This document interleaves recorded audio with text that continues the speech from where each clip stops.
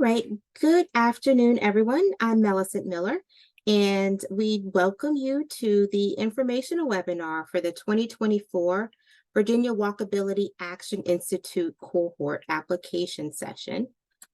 So we will get started with some introductions. We'll go into housekeeping, and then we'll have an opportunity for you to share more about yourselves before we dive into content, which is going to be related to the actual program itself, the VWAI, as well as the application process.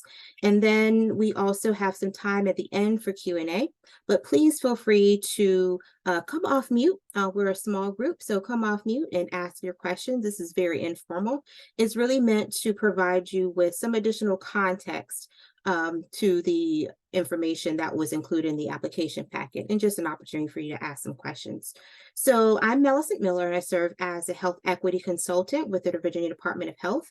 I sit within the Office of Family Health Services, and specifically within the chronic disease unit. So a lot of my work is really looking at how do we create connected and healthy communities. And so that means my work bridges multi-sectoral partnerships, both internal at VDH and then also external via state government, nonprofits, universities, and other partners. And so I do lead the Virginia Walkability Action Institute, and do so with wonderful partners, Equitable Cities. Charles T. Brown is not here. He's the founder and CEO of Equitable Cities, but we do have Carmen joining us today. So Carmen Kwan, do you please mind introducing yourself to the group? Sure. Hi, everyone. Thank you for joining us. My name is Carmen, as Dr. Miller had mentioned. I am a senior planner with Equitable Cities. Equitable Cities has been a partner with Dr. Miller in running this program for the past 5-6 years. My background specifically is in transportation planning, active transportation planning, community engagement, and the like. And so I also serve as pretty much the main point of contact for the program. Wonderful. Thank you, Carmen. So before we get into content, we just have a couple of housekeeping things, and welcome for joining us. And thank you for joining us, Alex. We have some housekeeping things. I think we're all well versed in Zoom, although sometimes I do forget to turn my camera on or come off mute if I have to talk. But this session is being recorded. We ask, if you haven't already, if you can change your profile to your name and your organization. That will be helpful, just so that we know who's in the virtual room. We do ask that you stay muted until the Q&A portion, or until you have a question. We're a small group, so we can keep it informal. We do encourage you to use your cameras, although I know sometimes it's not applicable just based on where we're located, or just sometimes our cameras just are a little shy and don't want to open for us on Zoom. We do ask that you use any interactive features. You can raise your hand, emojis, use a chat function, whatever makes you feel most comfortable. And then, because we are recording, we do ask, one, that you stay on mute to avoid any background noise and distractions.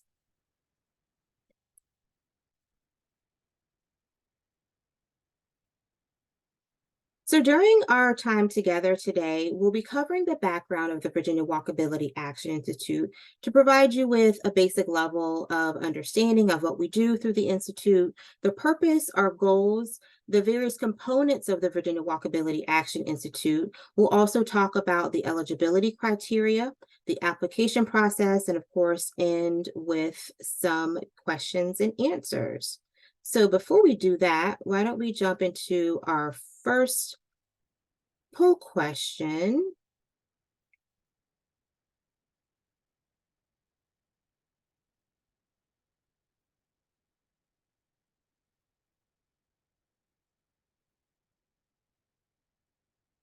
All right, Central Virginia, Northern Virginia, Western Virginia. All right, some good representation.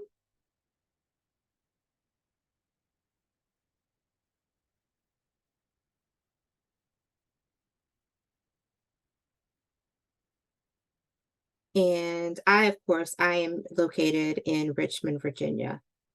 And Carmen is actually on the West Coast. She left us, it's not been a year, but 6 months ago, maybe? 6 months ago. Yeah, and moved all the way to California. Right. And then our next question is, what sector do you represent? As you may have noticed through the application materials, we want to create an institute that is participated by a variety of different sectors. So feel free to select the sector that best represents you. Okay.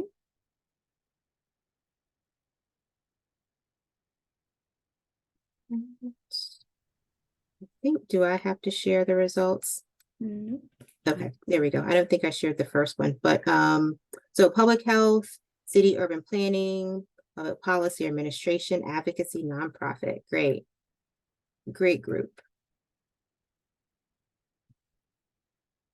So now I'll share a little bit of the background, really sort of delve into why the Virginia Walkability Action Institute was created, and then also some of the things that we've done over the course of 5 or 6 years that we've actually been hosting the Institute.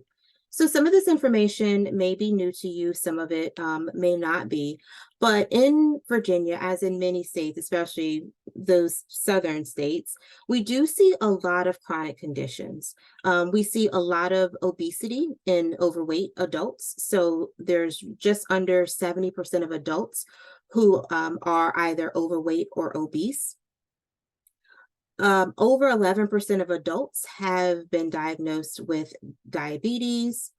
We also have a fair number, nearly 40% of adults with high cholesterol. We also have about 35% of adults with high blood pressure or hypertension. A lot of those conditions are tied to physical activity. And of course, we see about 21% of adults that don't meet the minimum amount, excuse me, only 21% meet the minimum requirements for physical activity. We also see lots of disparities in high rates of injury when it comes to pedestrians and having safe places and spaces to cross. So about 51% of pedestrian injuries crashes happen at a mid-block crossing. We have about 75% of pedestrian injuries happening in crashes without a marked sidewalk. And then we also have 86% of pedestrian fatality related crashes that are happening without a marked crosswalk. So you may be saying, so what? What does this mean? What does this have to do with walkability? The why is, or the so what is, we know that active, friendly communities encourage physical activity. Those places and spaces for physical activity, whether it be walking and biking infrastructure, green spaces and parks and other safe spaces, we know that by having those in place, by modifying or creating these environments, we can make our communities healthier, safer, places to live, work, play, learn, and worship. And so because of this lack of infrastructure or the presence of infrastructure, we do see fluctuations across the state in terms of some of those chronic diseases that I mentioned, diabetes, hypertension, obesity, and being overweight. And then with that also, when we have these infrastructures in place, it has a direct impact on pedestrian safety as well, and even bicycle safety. And so because we've seen a lot of chronic conditions that can be mitigated by what we call modifiable risk factors. So increasing access to physical activity, increasing access to nutrition, increasing access to a variety of different things, jobs, education. We know that those have a direct impact on an individual's livelihood, well-being, and health. And so because of that, we, about 5 or 6 years ago, launched the Virginia Walkability Action Institute. The purpose of the Institute is really to look at cross-sectoral collaboration. How can we pool together our resources and funding? And more importantly, how can we utilize data and the monitoring of those data to create healthier, safer places and spaces for all? Looking at it from a mobility or movability lens, we did start off with focusing on walkability. However, over the course of the past 6 years, we've really broadened that spectrum and realized that when we think about active transportation, we have to think about bicycle infrastructure, public transit, and other micromobility options. And so in doing so, we want to make sure that we're equitable, inclusive, and even looking at it from a justice lens to ensure that everyone throughout the state of Virginia has access to all of these assets. Through the Virginia Walkability Action Institute, we've come together to prepare local and even regional multi-sectoral teams. And now we even expanded to offer the VWAI to individuals and really having them work together to pursue policy systems and environmental changes and interventions that really are looking at to not improve individual health, but population health or health of the entire community, and to reduce chronic disease risk and burden through increased access to physical activity with a primary focus on walkability. But as I mentioned, we can expand that to active transportation. So we've expanded to look at all forms of non-motorized transportation. And so when we're thinking about creating these spaces and places in the infrastructure to really assist people getting from everyday destinations, we also think about rollability. We think about individuals with physical and mental disabilities, those hidden disabilities and health challenges as well. We think about the bike infrastructure, e-scooters, e-bikes in public transit.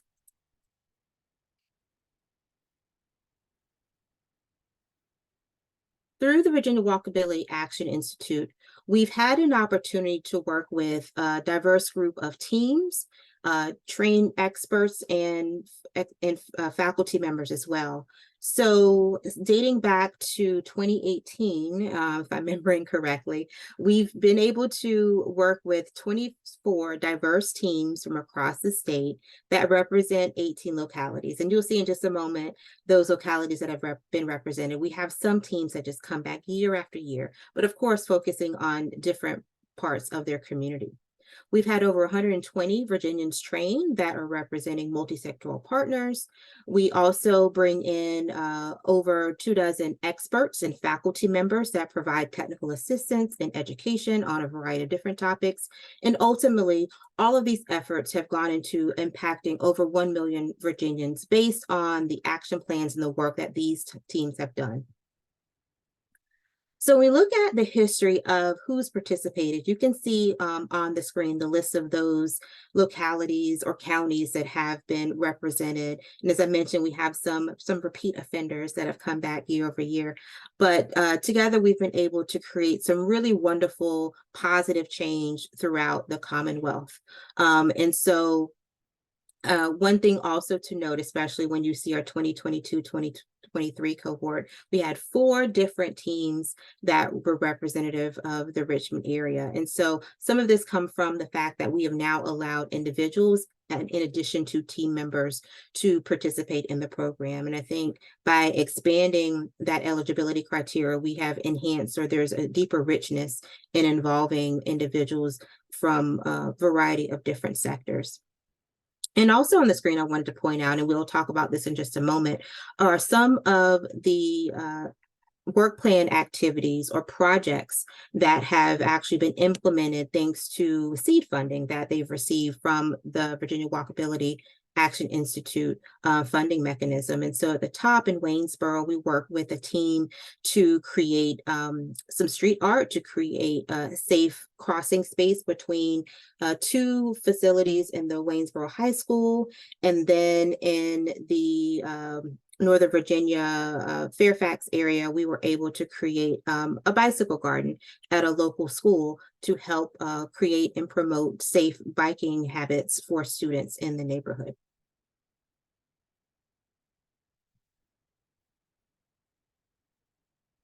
So what can you expect as a member of the 2024 cohort? So there are a variety of different learning opportunities via in-person sessions, live distance learning webinars, recorded webinars, and even assistance with developing an action plan. Because we've been doing this for 6 years, we have definitely created an archive of very valuable sessions from a variety of national and even international experts. And so by being a part of this, you have at your fingertips a wide array of different topics, different webinars, and resources at your disposal. When we think about the topics that are discussed, this is just really a snapshot. These are the topics that we discuss both during our kickoff sessions, which are hosted in person, our distance learning modules in which we invite all of our participants to a webinar with a featured speaker, and then, as I mentioned, resources and recordings. And so we try to put together, and then also in your application, there's an opportunity to share, like, what topics are you interested in learning?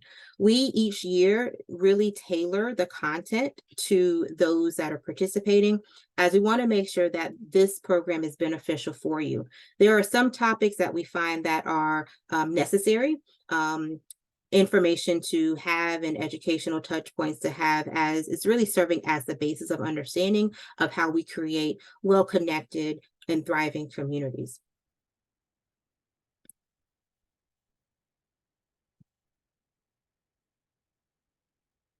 So also as a participant, it's also important to know that, again, you'll be able to attend all of our in-person meetings, distance learning modules, receive technical assistance and office hours. All of our sessions that are held in person, our in-person kickoff meeting and our closing session, are things that we assist with travel. So you won't have to worry about going to your institutional leaders and finding travel funds for that, because we do cover that.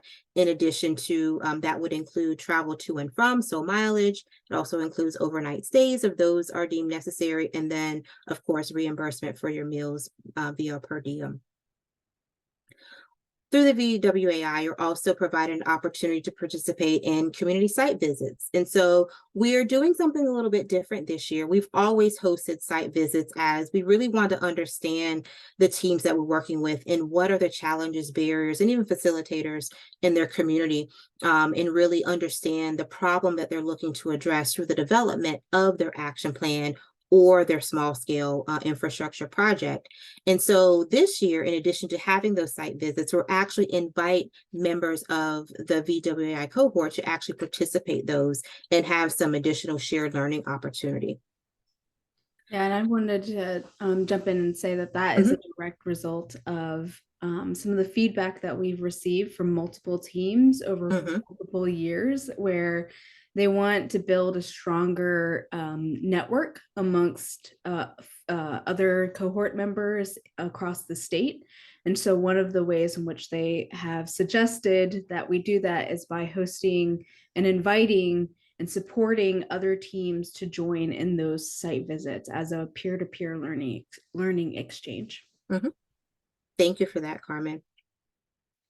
And the Department of Transportation is a key partner in our Virginia Walkability Action Institute work and our greater transportation health and safety work that we're doing in partnership.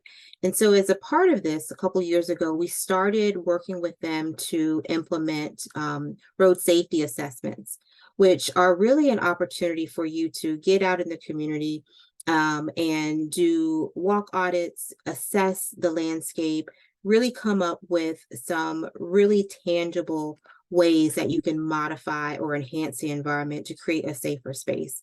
And so we work very closely with them to identify the teams based on some safety criteria.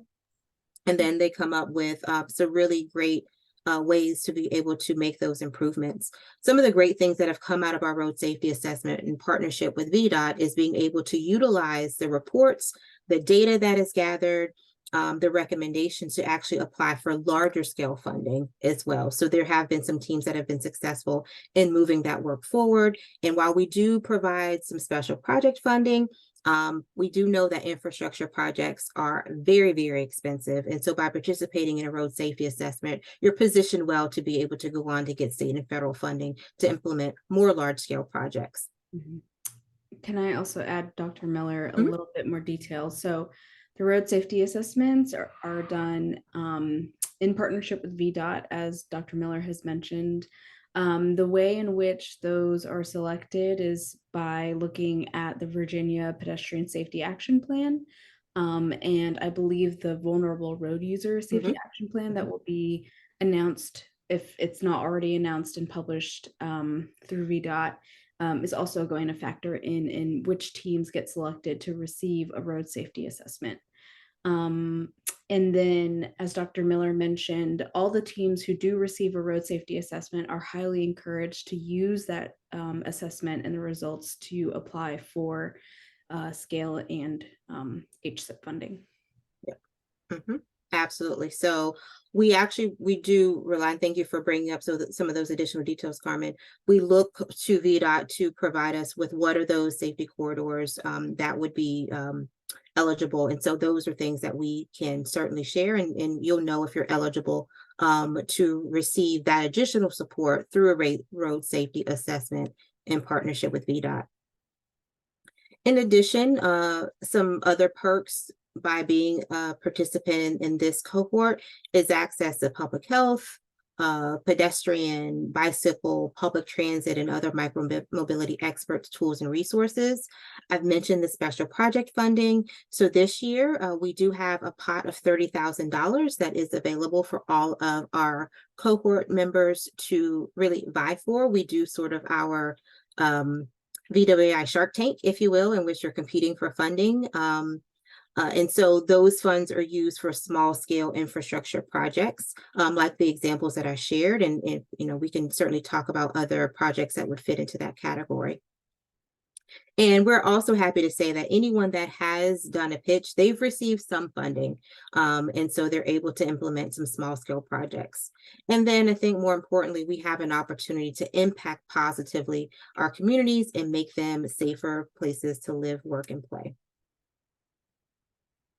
And again, please feel free to stop me if you have any questions at any time. So next we're going to look at the program or the schedule at a glance. And so this information was also included in the application packet, but just to elevate those things a little bit more. So as it relates to kind of how the cohort cycle will continue this year, we'll be hosting after the participants have been announced. We will be offering a virtual onboarding call on February 1st, in which we'll talk about all of the things you need to know about the Institute, more of the administrative things, if you will. What are the requirements in terms of your action plan, ensuring that you have a list of the schedule so that you can be in attendance at either the kickoff meeting, the closing session, as well as any other virtual opportunities we have, such as webinars or office hours. And so we have an in-person kickoff meeting that's actually scheduled here in Richmond, February 5th and 6th, in which we'll really start to dive into content and then have an opportunity for you to start thinking about the problem that you want to address and have subject matter experts on hand to help you flesh out how you're going to mitigate those challenges that you're seeing and really begin to start drafting your action plan. The action plan is something that is a requirement. The educational piece really helps you to be set up and positioned well to be able to effectively address those active transportation issues that you're seeing in your community. After the onboarding call and the kickoff session, we'll continue to have some virtual engagement through our webinars and our virtual office hours. The webinars, of course, are content focused. And so we'll be pulling from the list of topics that we have already curated, as well as any new topics, emerging topics to provide to you in a webinar setting. And then we also have time allotted for office hours. So this is dedicated time with both our leadership team and then also subject matter experts that we bring on board to provide some very dedicated and tailored technical assistance. And so those will happen, those virtual engagements will happen from February to August. And then we'll have our in-person full day closing session in which it's really meant to be celebratory. So we want to know about the progress that you made. We want to be able to celebrate our successes and really think through how can we continue to keep this multi-sectoral, cross-sectional work going beyond the cohort.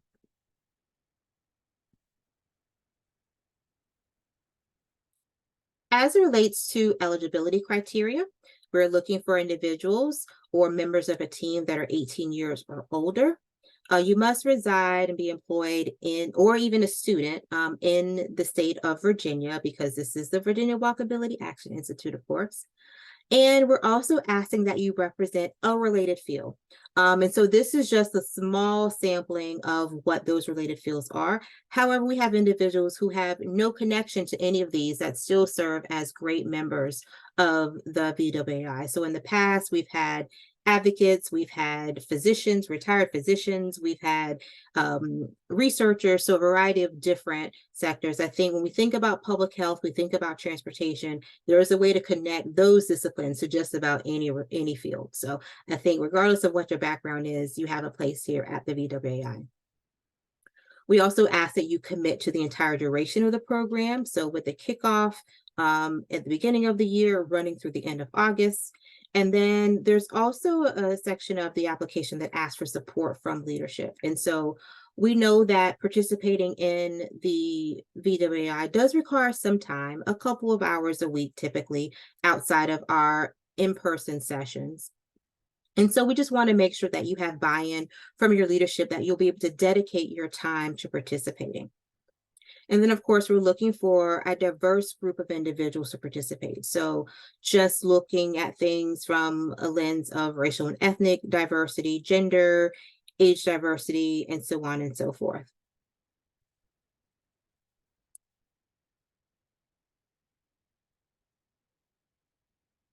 And so again, here is a list of just different sectors that we're looking to participate. And as I mentioned before, I think we can connect any discipline to the work that we're doing. So I think we should all be in good standing there.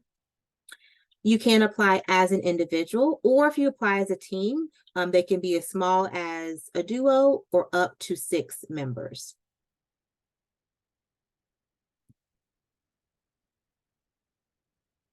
Now the application process. So if you've taken a look at the application packet or even started the application, you've seen the request for some of this information. And so the application starts off by asking general information. So leadership, past experience, do you have any plans or policies in place that really guide this work? What have you done in the past as it relates to active transportation? Do you have partnerships that have helped you in that work? Really just trying to give us a base level understanding of what you've done in this space already. We then ask for individual or team information. So this includes contact information, name, background, sector representing, and then some demographic information. Again, this is not punitive. We just want to ensure that when you're thinking about teams specifically, that you're thinking about different partners, different sectors, as they can provide a wealth of knowledge and really do enhance your team dynamics and really the ideas, the innovative ideas that can come from having a multidisciplinary approach. We also want information about the community. So through this process, we want you to have selected a community, a general area. If you have a specific intersection or corridor that you want to work on, that's great, but it's okay to be general. We want to know specifically like what portion of your county or your city or town you're wanting to work in, so you can provide information about demographics. What safety issues are you seeing? What access issues? Is there a lack of green spaces, pedestrian, bicycle infrastructure? You can provide us with that information. Census information, that's all great, just to allow us to gain a deeper understanding of the community in which you want to impact through this work. We then want to also know what opportunities, challenges that you have. As you're focusing on this community, have you honed it into a specific neighborhood? That would be wonderful. But if not, that's something we can certainly help you flesh out as a participant. And then based on what you're seeing, what is sort of that goal? What is that pie in the sky, or what are your desired outcomes? So by implementing a project of your choosing, what do you hope the outcome or the impact on the community will be? And then, of course, I mentioned the letter of support from someone within leadership. And that can come from just one organization. It doesn't have to come from each individual, especially if you're representing multiple organizations. So it could be from someone who's deemed as the team lead if you're applying as a team. In the application process, the applications are scored in the event that we have to make tough decisions not to allow everyone admission into the next cohort. And so this is just a breakdown of the scoring criteria. And so the description of the current community opportunities, challenges related to building a healthier and safer environment for active transportation is worth 20 points. Another 20 points come from the description of the history of addressing community issues through individual efforts, partnership, multi-sectoral collaborations.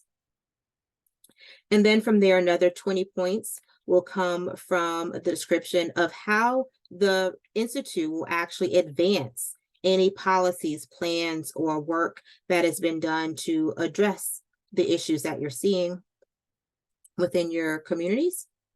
And then finally, the bulk or 40 points will come from the information you provide to describe how you're addressing or you plan to address any historic injustice at the neighborhood, community, city, county, region. You can pick,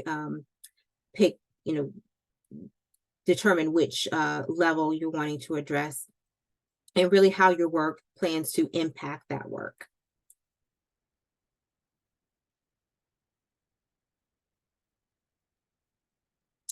So those are all of the components of the application.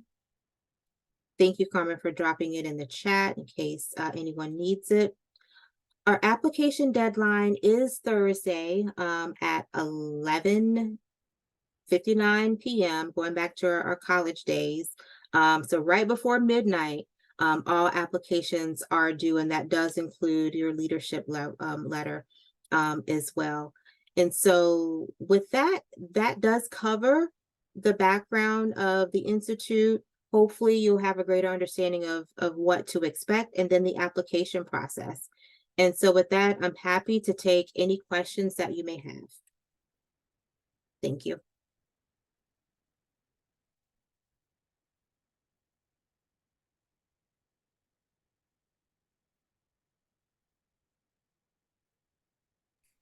We can take questions either in the chat or if you are comfortable with coming off mute.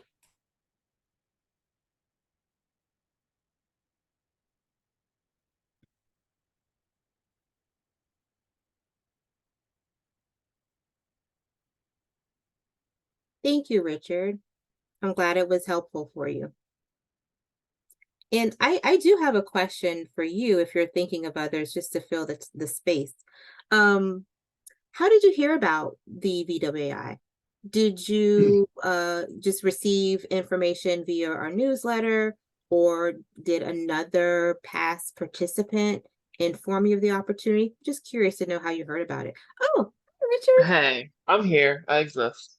Um, so I mean, I heard about it through my boss, Faith, Mm-hmm, because y'all helped fund our first mobility university, mm-hmm. and I guess I do receive y'all's newsletter because I received it, and then Faith separately forwarded it to me. Great. So Um, RV Trans is looking to apply again? um, well, especially with the tone you just conveyed, I will mention it to Faith. Okay. So yeah, um, I don't know. I think I was just curious and on a more general level, I'm Mm-hmm. not super involved in development, and I'm curious to just learn a little more about a different section about how nonprofits, secure their funding. Absolutely. Well, we would love to have RV Transit again. We really like working with your team and Faith and Elle. And I know Elle's moved on. Yes. But it would be great to have you guys back, and have been really, really excited about the great things you're doing through your Thank you. video. And yeah, it's Yeah, phenomenal, and probably run into you again at Common House one day. So I'm sure. Yes. So thank you for putting this on. uh-huh. I can speak about how I came across the application. Mhm. My name is Brittany Fitzgerald. I'm the program manager for the Virginia Rural Health Association, and we just received the CDC REACH grant Mm, for our 5-year work plan, where we are addressing nutritional, physical activity, and breastfeeding disparities among the Black community, specifically in Danville, Virginia. So we, of course, we jumped on this opportunity because we thought it would be a really, really great foundational milestone for us in terms of us having to complete these action plans already. mhm. And we already have our specific community that we're focusing on, our specific neighborhood. So we just some of the activities that we've already had to get done. This cohort would be a really great opportunity for me. It would just be right on time, basically, with our work plan and our 5-year activity that we have to submit and all this great stuff that's happening right now that we want to focus That's wonderful. Thank on you, in Brittany, and Danville. congratulations on your REACH grant. I know how it is to put that application together, and so Yes. A lot of back and forth, yes. but we did it, and we're really great. We're really grateful for just the CDC and this opportunity, because it's definitely been a long time coming for Mhm, our city as well. So just being able to share that other side and be able to create these action plans now and get it moving like we've been working towards is really great. mhm. Wonderful. And also something, and I didn't share this, but our program is also funded by the CDC through the block grant funding. So I'm sure that Oh, they will be wow. happy to hear that we're leveraging CDC funds and doing collaborative work. Yeah, we just left our strategy session with some great people over there, and they're just really excited for what we have coming up. Wonderful. All right. So, okay. Thank you for entering in the chat. So, oh, Mark Fenton. Wonderful. Yeah, we know Mark. Ah, great. Yes. And Virginia had an opportunity to participate in the NACDD, National Association of Chronic Disease Directors Walkability Action Institute. Oh gosh, it was probably 2015 prior to my arrival at VDH. So yeah, they're wonderful partners of ours. Yeah. One thing I want to mention is it's been really good to hear how you all have heard about our program, and it seems like some of it is word of mouth. So if you all know folks who would benefit from some of the learning opportunities that our program offers, and even need some like mini grant or spark funding for some small projects in the area or whatever locality you're thinking about, please go ahead and forward the newsletter, the call for applications, for the application link that I pasted in the chat. It links to our website and other additional information as well. Mhm. So thank you all. Great. Well, I'm not seeing anything else come in the chat, and it looks like we're all on mute. So I again just want to thank everyone for their time and their attention and their interest in the Virginia Walkability Action Institute. If you're planning to apply, we're looking forward to receiving your application, but please share the information with others who may be interested. In the meantime, if you have any questions as you're going through the application process, you want to bounce some ideas off about potential projects that you have, we're happy to hop on a call or send us a quick email, whatever is the most convenient option for you. But again, thank you for your time and your attention, and we hope to be working with you very soon. Have a great day, everyone, and happy holidays.